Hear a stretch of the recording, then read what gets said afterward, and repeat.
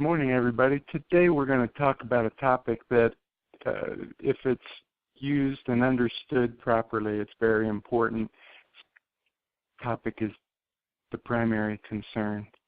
And I find it interesting that many dealerships will blast a client with high-pressure sales tactics on maintenance items before they even diagnose the primary concern. If a customer brings their car in for a squeaking noise in the brakes and they are offered $856 worth of maintenance that is needed, in the advisor's mind, discussing their primary concern, not really much of a factor. They just make a note of it and, hey, you need this, you need that. And there's really some good techniques in marketing and some training out there that I consider harmful, that puts the primary concern to the side and really just wants to manipulate and intimidate the client for maintenance items that they get paid a spiff on, or that their compensation improves dramatically. Could be that it's a transmission service or power steering service or any flush for that matter.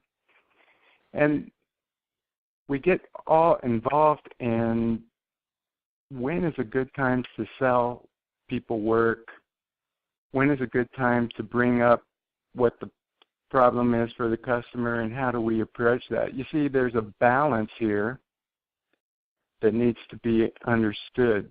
And when we understand that balance and where we want to be, at that point in time, we're going to do the right thing. But if you just come out and you recommend a ton of maintenance to a customer and you're not addressing in conversation their primary concern, you're headed for trouble.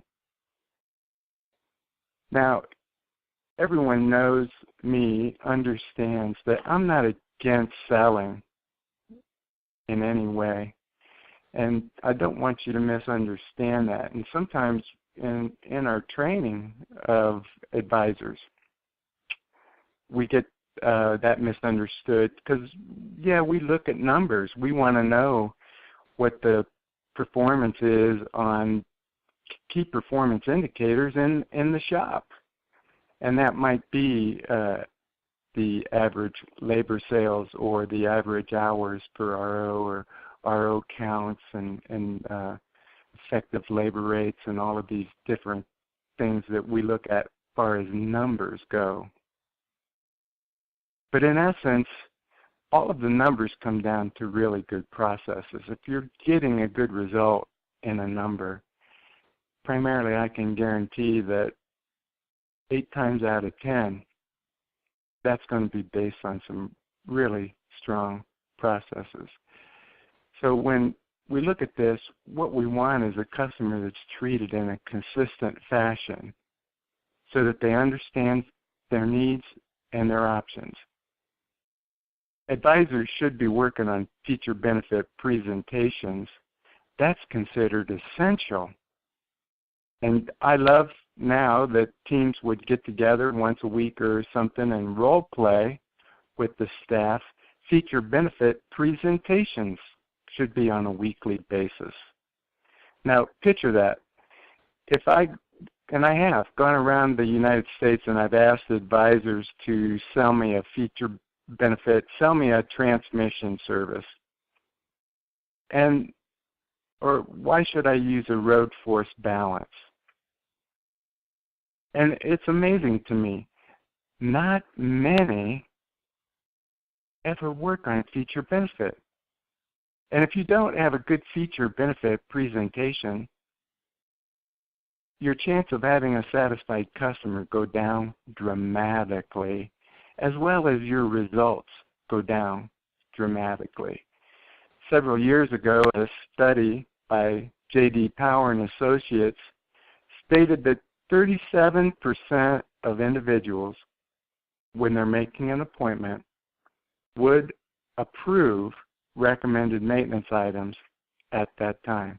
Now, what that means is if you are one of these dealerships that someone calls in and you don't look at the customer's history or bring it up when you're on the phone with them, you're missing an opportunity because this survey says 37% will listen to you and make an approval. Now, that number in this study jumps to 46% if the items were recommended on the service drive. Now, that's good numbers, but you have to, again, be looking at the history. If you're not doing pre-writes on your work orders, then it explains that that's an opportunity. If you do a pre-write, and before the customer arrives, you've reviewed their history, and you review it with them in the drive lane, 46% of those items recommended would be considered and purchased. Now, an even better result was noticed in this survey with items recommended during the status call. So if the technician looks at the vehicle and you're calling them back and you're saying, hey, we found your primary concern is whatever, we need an oxygen sensor, and here's what the technician recommends that you consider for maintenance items that are due, or what it saw with your vehicle at this time. 56% authorized. Now, Charlie Polson wrote an article, and Charlie is a BG chemical trainer, and I'll tell you what, I carry this article around with this J.D. Power study that he wrote, because he stated something that was missing on the J.D. Power survey. And when I first originally read that, and I carry this article with me to this day, but an important item was missing on this survey, according to Charlie Polson. He said that when you don't ask, the percentage is 0. When you don't ask, the percentage is 0. Now, if you look at that, and this is what I really call that a genius representation of what we need to pay attention to. Because what we do get into is daily routines. We get busy and hurry the traffic and speed up. We lose so much because our processes aren't in place that when we're busy, we're going to recommend work. And that is sad. You see, to me, it's our obligation every time, every car, to inform and educate the customer of what they need. That's the primary concern for me. The primary concern is we need always to focus on the customer. Yeah, we can drive results and high-pressure sales tactics and beating up advisors. You want your job, you're going to have to sell this and that, and we'll get you out of here and get someone in here that will. You're no better than a McDonald's person. And even there, they go, would you like to supersize that meal?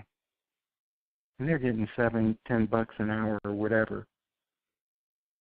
But you see, what I think is important is that we're losing the primary concern of your dealership. The primary concern must be, throughout your entire staff, your customer. Whatever we do that helps the customer understand what that vehicle needs without pressure, without intimidation, without manipulation. When the total concern, the primary concern, is your customer, you'll come out on top. You see, for me, you get a really fantastic result if you ask.